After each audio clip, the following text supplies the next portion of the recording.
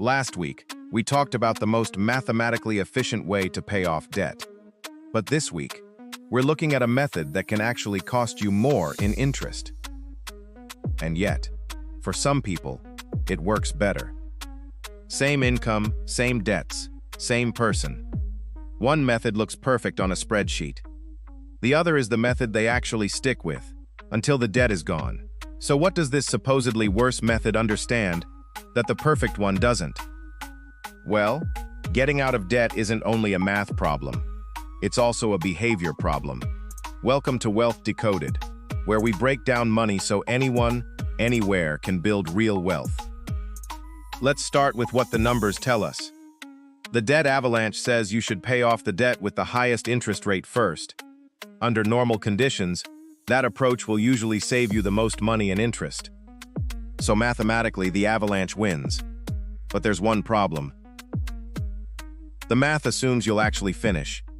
And real life doesn't always work that way. Paying off debt can take months, sometimes years. And many people don't stop because they misunderstood the calculation. They stop because the process feels endless.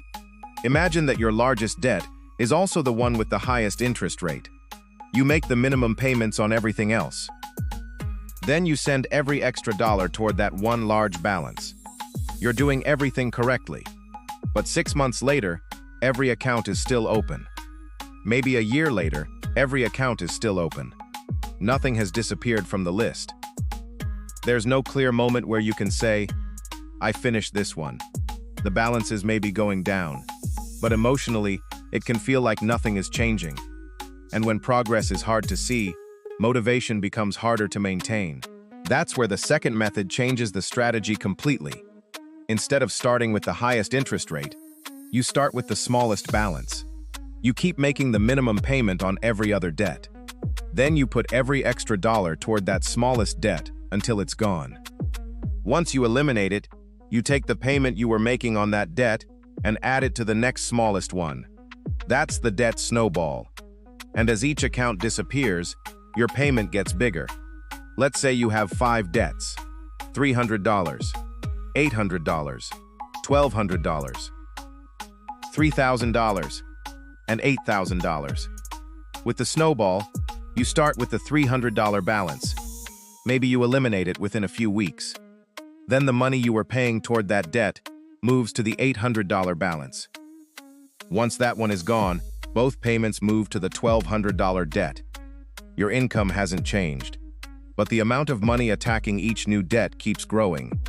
That's the mechanical side of the snowball. But the psychological side may be even more important. The snowball changes how quickly you experience your first win. With the avalanche, your first closed account could still be months, or even years away, especially if your highest interest debt is also one of your largest. With the snowball, you may eliminate a small debt within your first few weeks, and that creates visible progress. You don't just see a balance becoming slightly smaller. You see an entire debt disappear. One fewer payment, one fewer due date, one fewer account demanding your attention. And that matters. It gives you proof that your effort is actually working. Discipline is important, but discipline is easier to maintain when you can see progress. There's also research supporting the importance of those completed milestones. Researchers at Northwestern University's Kellogg School of Management analyzed repayment data from nearly 6,000 people. They found that eliminating entire debt accounts was associated with a greater likelihood of becoming completely debt-free. That doesn't prove that the snowball is always the best choice, but it does suggest that closing accounts and seeing visible progress can matter, alongside interest rates and total dollars repaid. And that leads to an uncomfortable lesson for anyone who loves mathematical optimization. A slightly less efficient plan that you complete may beat a perfect plan that you abandon. The avalanche may save you more interest if you follow it all the way through. But if slow progress causes you to quit, those theoretical savings never become real. The goal isn't to create the most impressive spreadsheet. The goal is to become debt-free. Now, the snowball isn't automatically the right choice for everyone. It works best when you have several small balances that you can eliminate relatively quickly. If you owe $300, $800, $1,200, $3,000, and $8,000, those first few victories may create real momentum. But imagine that you only have one debt. Maybe it's a $25,000 credit card balance. There's no smaller account to eliminate first. There's no quick account closure to give you momentum. In that situation, the snowball loses much of its psychological advantage. You also don't have to follow either method perfectly. You can use a hybrid approach. For example, when two balances are close in size, you could choose the one with the higher interest rate. If you owe $500 at 22% and $600 at 12%, paying the $500 balance first gives you both the smaller debt and the higher rate. You still get the quick win, while also eliminating some of your more expensive debt. So, which method should you choose? It depends on what will keep you consistent. If you're motivated by numbers, comfortable waiting for results, and confident you can follow the plan for the long term, the avalanche will generally save you more interest. But if you need visible progress and faster victories to stay motivated, the snowball may give you a better chance of finishing. Neither method works without consistency. And the deeper lesson goes beyond debt.